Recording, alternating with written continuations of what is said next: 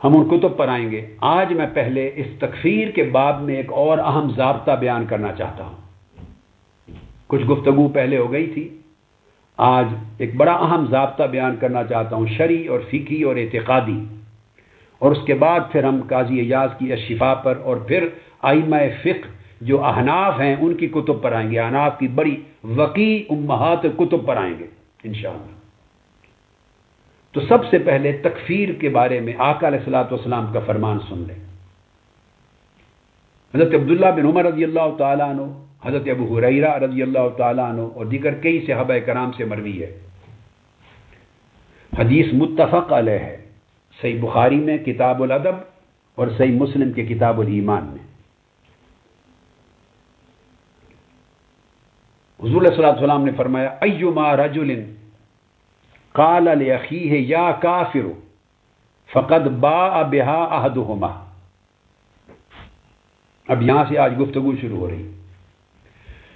اسی طرح آج کچھ نئے علماء کرام کے اور اساتذہ اور معزز اہل علم کے کوئی نئے چہرے بھی نظر آئے ہیں، تو جو نصیحت میں نے پچھلی نشست میں کی تھی وہ درخواست آج بھی کروں گا کہ آپ اپنے ذہن کو اگلے تصورات سے خالی رکھ کے بات کو سنیں۔ میں نے عرض کیا تھا کہ اگر آپ دیگر چیزوں کو ساتھ ہی ساتھ سوچتے رہیں گے کہ فلاں چیز کا کیا جواب اور فلاں کا کیا جواب اور فلاں کا، میں گفتگو کسی اور جزئیہ پر کر رہا ہوں گا، آپ اس کے اگلے کسی جزئیہ پر سوچ رہے ہوں گے، تو میری بات سمجھ میں نہیں آئے گی۔ میں نے عرض کیا تھا کہ جب آپ اٹھیں گے تو کوئی ایک جزئیہ بھی ایسا نہیں رہ چکا ہوگا جس پر مدلل گفتگو نہ ہو چکی ہو اور جس کا جواب نہ آ چکا ہو۔ تمام جزئیات مکمل ہو چکے ہوں گے۔ وہ میری ذمہ داری ہے، طالب علمانہ اور دین کی خادمانہ ذمہ داری ہے، وہ سب پوری کر دوں گا انشاءاللہ تعالی آقا علیہ الصلوۃ والسلام کے نالین پاک کے تصدق سے۔ مگر آپ ساتھ ساتھ دوسرے جزئیات کو سوچیں گے تو جو میں بیان کر رہا ہوں گا پھر ذہن آپ کا مصروف ہوگا، سمجھ نہیں آئے گی۔ بالکل سامع بن کے دھیان سے سنیں، ہر چیز کا جواب مل جائے گا انشاءاللہ۔ مجھے علم ہے کہ ذہنوں میں کیا کیا سوال آتے ہیں، آپ کیا سوچ سکتے ہیں، کون کیا سوچتا ہے۔ ایسی بات نہیں ہے کہ آپ کسی ایسے شخص سے کلام سن رہے ہیں جس کو معلوم نہیں کہ ذہن میں کیا کیا خیال آتے ہیں۔ جو آتے ہیں وہ بھی معلوم ہے، جو نہیں آتے وہ بھی معلوم ہے، لہذا ہر چیز ایڈریس ہو جائے گی، اطمینان کے ساتھ سنیں۔ آقا علیہ الصلوۃ والسلام نے فرمایا کہ جو شخص اپنے کسی مسلمان بھائی کو، مسلمان بھائی سے مراد، اب لوگوں کے اطلاق غلط ہوتے ہیں، یعنی جس کو کافر قرار دینا ہے نا، کہہ دیا اللہ وہ کہاں سے مسلمان ہے، وہ کہاں سے مسلمان بھائی ہو گیا۔ ہم ہر چیز کا اطلاق غلط کرتے ہیں، یہی فقی اور غیر فقی میں فرق ہے۔ یہ صاحب فن و علم اور غیر صاحب اہل علم و فن میں یہ فرق ہے۔ آپ علماء ہیں، میں علماء سے خطاب کر رہا ہوں، پورے عالم اسلام اور پاکستان، انڈیا، بنگلہ دیش کے علماء سے، اور ان کی وساطت سے تمام عوام اہل علم سے بھی اور عوام سے بھی۔ سمجھنے کی بات ہے۔ اب ایک آدمی کو ذہن میں مت رکھیں جس کو آپ نے ذہنی طور پہ کافر بنا لیا ہے، کافر سمجھ رکھا ہے، پھر آپ سوچیں گے جی تو وہ حضور نے تو فرمایا جس نے مسلمان بھائی کو کافر کہا تو وہ کہاں سے مسلمان ہو گیا۔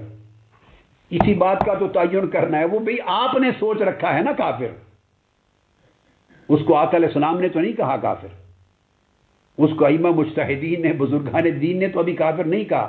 وہ کافر ہے یا نہیں، اسی چیز کا تو تعین کرنا ہے کہ کیسے کافر قرار دیں گے۔ لہذا ابھی آپ اپنے ذہن سے معاف فرما دیں، اپنے ذہن کے فتوے سے، اور وہ کلمہ گو تھا، مسلمان تھا۔ جیسے کہ میں نے عرض کیا، خواہ وہ زانی ہو، خواہ وہ شرابی ہو، خواہ وہ فاسق ہو، خواہ وہ فاجر ہو، معاصی کا مرتکب ہو، گناہ کبیرہ کا مرتکب ہو، ائمہ احناف، اشاعرہ اور ماتریدیہ، تمام ائمہ اہل سنت کے عقیدہ کے مطابق بالاجماع وہ مسلمان ہے۔ یہ میری اس گفتگو کا آخری حصہ ہے جو آؤں گا میں، جس میں امام اعظم ابو حنیفہ رضی اللہ تعالیٰ عنہ کی الفقہ الاکبر پیش کروں گا، ملا علی قاری کی شرح الفقہ الاکبر کے ساتھ امام اعظم کا اپنا قول پیش کروں گا، امام ابو یوسف کا پیش کروں گا، امام ابو منصور الماتریدی کا کروں گا، امام ابو الحسن الاشعری کا قول پیش کروں گا، امام نصفی کا قول پیش کروں گا، امام طحاوی کا پیش کروں گا، علامہ تفتازانی کا کروں گا. یہ آخری حصہ ہوگا میری گفتگو کا. اس وقت میں بات یہ کر رہا ہوں کہ ہم نے یہی تو تعین کرنا ہے کہ وہ پہلے مسلمان تھا، اب اس کی گناہگاری اس کو کافر نہیں بناتی. ہمارے ائمہ نے صریح لکھا ہے، وہ میں نے پچھلی بار بھی بیان کی اور آج تو اس کے اوپر بڑی گفتگو آئے گی، آخری حصے پہ گفتگو آئے گی. اس کے کردار میں جتنا فسق، فجور اور گناہ کبھی کبائر اور معاصی جتنے چاہیں دیکھ لیں، وہ کافر نہیں ہے، وہ کلمہ گو ہے، بالآخر وہ مسلمان ہے. اس کے بارے میں تعین ہو رہا ہے کہ وہ جس کو آپ جانتے تھے آپ کے موجودہ فتوے سے پہلے مسلمان تھا، اب وہ جو پہلا فتویٰ لگایا جا رہا ہے کافر ہونے کا، اسی پہلے فتوے کو آقا علیہ السلام نے خطاب کیا ہے کہ جو مسلمان تھا اور آپ کہنا چاہ رہے ہیں کہ یہ کافر ہو گیا. اس کو آقا علیہ السلام فرماتے ہیں کہ وہ جو تمہارا مسلمان بھائی، اگر کوئی شخص اس کو کافر کہے یا کافر ہو، فقد باء بہا احدہما، فرمایا ان دونوں میں سے ایک شخص کافر ہو گیا، دو میں سے ایک کافر ہو گیا. یا وہ اگر تو وہ واقعی مستحق کے کفر تھا جس کو کافر کہا گیا، تو پھر تو وہ کافر ہوا اور کافر رہا.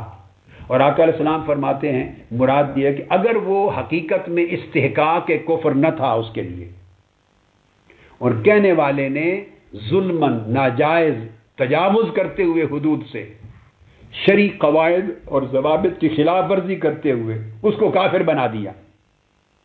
ممکن ہے وہ کافر نہ ہو، وہ خرفدال بنتا ہو، گمراہ بنتا ہو، ممکن ہے وہ فاسق بنتا ہو، ممکن ہے وہ صاحب گناہ کبیرہ بنتا ہو، صاحب معصیت بنتا ہو، صاحب خطا بنتا ہو. وہ تو 5-7 درجات بنتے ہیں نیچے. ممکن ہے وہ مبتدع بنتا ہو،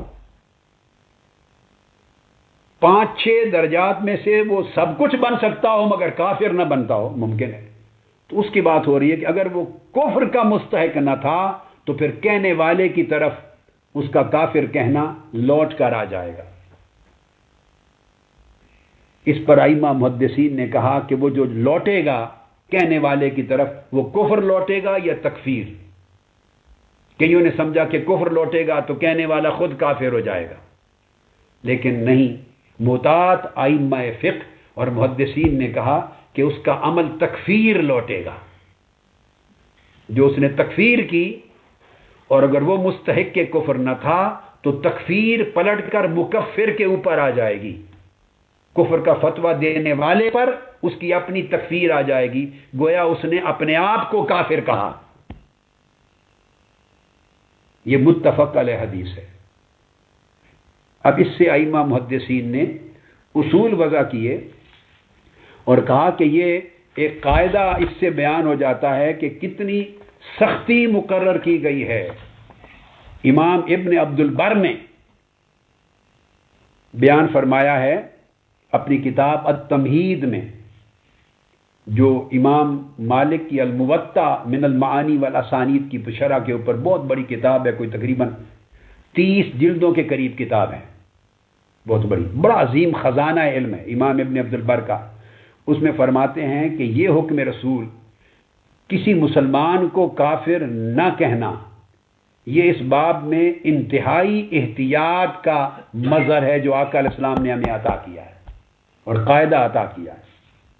اور امام ابن دقیق العید، وہ احکام الاحکام شرح عمدۃ الاحکام، امام ابن عبد البر نے اپنی کتاب التمہید جلد 17 صفحہ 22 میں لکھا، اور ابن دقیق العید نے اپنی کتاب شرح عمدۃ الاحکام جلد 2 صفحہ 226 میں لکھا کہ یہ حدیث رسول اس شخص پر کے خلاف بہت بڑی وعید ہے، اس شخص کے خلاف جو مسلمانوں کو کافر قرار دیتا ہے جبکہ فی الحقیقت وہ شخص کافر نہ تھا.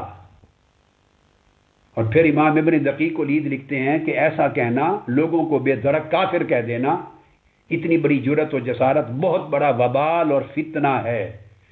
ایک دوسرے کو کافر کہہ دینے والوں نے محض اختلاف عقائد کی بنا پر اپنے اپنے مخالفین کو ہمیشہ غلط اور کافر قرار دیا ہے اور ان پر کفر کے حکم صادر کیے ہیں۔ یہ امام ابن عبد البر کہتے ہیں کہ ہماری تاریخ بڑی ہے، اگر اس کو ہم ماننا شروع کر دیں تو امت میں کوئی مسلمان بھی نہ بچے۔ یہ ایک الگ تاریخ ہے۔ جب آپ عقائد کی اور علم الکلام کی کتابیں پڑھیں تو ان کے صفحات اس پر آپ کو شاہد عادل مل جائیں گے کہ فتووں پر آ جائیں اس طرح تو شاید کوئی طبقہ نہ ملے۔ سب سے پہلے کفر کے فتوے امام اعظم پہ لگے تھے رضی اللہ تعالیٰ عنہ، اور خدا جانے کفر کا لفظ تو شرن تو سب سے بڑا لفظ ہے، مگر اس کے علاوہ کیا کیا خبیث لفظ اور کیا کیا گھٹیا لفظ استعمال کیے گئے امام اعظم کے اہل زمانہ نے اور ان کے بعد کے لوگوں نے۔ آپ خطیب بغدادی کی کتاب تاریخ بغداد اٹھا کے دیکھیے، 100 سے زائد صفحات امام اعظم کے خلاف لوگوں کے اقوال سے بھرے پڑے ہیں۔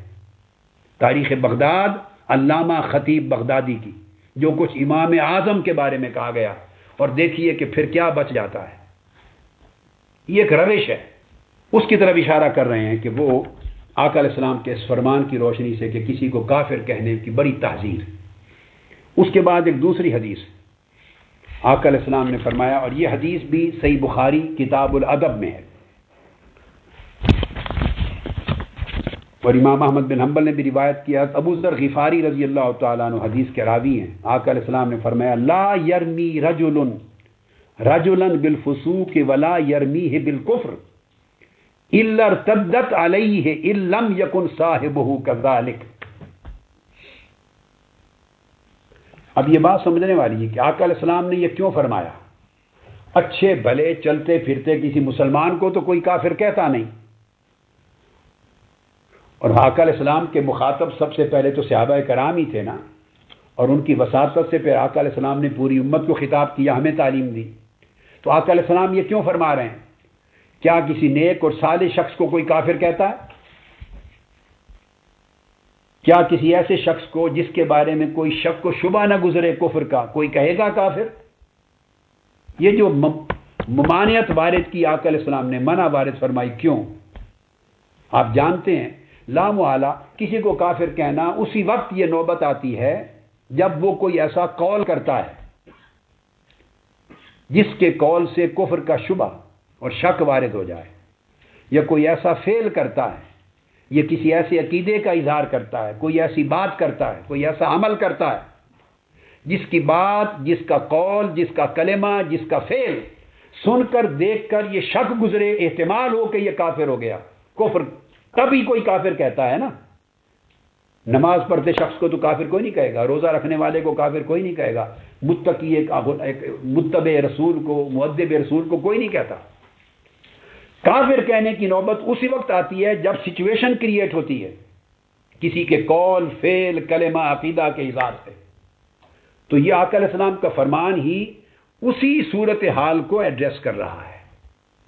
تو فرمایا، جس شخص نے کسی دوسرے شخص پر فسق اور کفر کی تہمت لگائی، فرمایا خبردار کوئی دوسرے پر فسق اور کفر کی تہمت نہ لگائے۔ پہلی بات، لا یرمی رجلا بالفسوق ولا یرمیہ بالکفر، کسی پر فسق اور کفر کی تہمت نہ لگائے۔ اگر کسی نے کسی کو فاسق کو کافر کا فتویٰ دے دیا، تہمت لگا دی، الا ارتدت علیہ ان لم یکن صاحبہ کذالک، تو فرمایا فسق اور کفر کا وہ قول پلٹ کر کہنے والے کی طرف آ جائے گا، خود اس پر آ جائے گا، اگر دوسرا شخص اس کا حقدار نہ ہوا۔ اب اس پر بھی جیسا کہ میں نے عرض کیا، امام عسقلانی نے اور دیگر ائمہ، امام قرطبی اور بہت سے ائمہ نے اس کی شروع میں اسی طرح اس کی احتیاط اور تحذیر کے اوپر بہت کچھ لکھا ہے۔ اب اس کے بعد ایک تیسری حدیث پاک کوٹ کر کے پھر میں شرعی اور فقہی قاعدے کی طرف آ رہا ہوں۔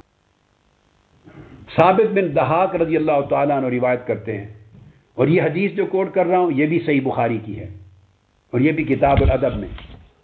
اور لطف کی بات یہ ہے جو آپ کے لیے کہ امام بخاری نے جو باب قائم کیا ہے، وہ باب دراصل اس حدیث کے اندر جو فقہ ہے، جو اصول شرع ہے، اس کو بیان کر دیتا ہے۔ امام بخاری کا باب ہے کتاب الادب میں، باب من کفر اخاہ بغیر تعویل فہو کما قال. یہ امام بخاری نے باب قائم کیا ہے کہ یہ آقا علیہ السلام کا فرمانا کہ جس نے کسی مسلمان بھائی کو کافر کہا تو وہ اس کا کافر کہنا پلٹ کر خود اس پر آ جائے گا. فرمایا یہ اس باب میں ہے کہ جس نے تکفیر کی اپنے کسی بھائی کی، مسلمان کی، بغیر تعویل فہو کما قال، تعویل کے بغیر، تو پھر وہ اسی طرح ہی ہوگا جیسے اس نے کہا. تو امام بخاری اس باب میں تکفیر کے ساتھ تعویل کو لائے ہیں کہ جس کو کافر کہا اس کے قول کی تعویل تھی یا نہ تھی، اس کے قول میں صرف ایک ہی احتمال تھا کفر کا یا غیر کفر کا بھی احتمال تھا. اگر کفر اور غیر کفر دونوں احتمال تھے تو آپ اس کو کافر نہیں کہہ سکتے تھے تصریحاً، چونکہ عدم کفر کے احتمال کو ترجیح دینی چاہیے تھی. یہ قاعدہ آگے آ رہا ہے. محدثین اور ائمہ فقہ اور ائمہ عقیدہ نے یہی اصول ان احادیث سے اخذ کیا ہے. تو امام بخاری نے بھی باب یہی قائم کیا ہے جو میں نے آپ کو پڑھ کے سنایا. اور دوسری جو حدیث ہے اس میں بھی وہی لفظ، وہی باب من کفر اخاہ بغیر تعویل فہو کما قال. تو ہر امام نے تکفیر کے ساتھ تعویل کی بحث کو ملایا ہے. تو فرمایا آقا علیہ السلام نے من رما مؤمنا بکفر فہو کا قتل ہی، جس نے کسی مومن مسلمان پر کفر کی تہمت لگا دی گویا اس نے اسے قتل کر دیا. کسی کو کافر کہنا گویا قتل کر دینے کے مترادف ہے. یہ 3 احادیث تھیں.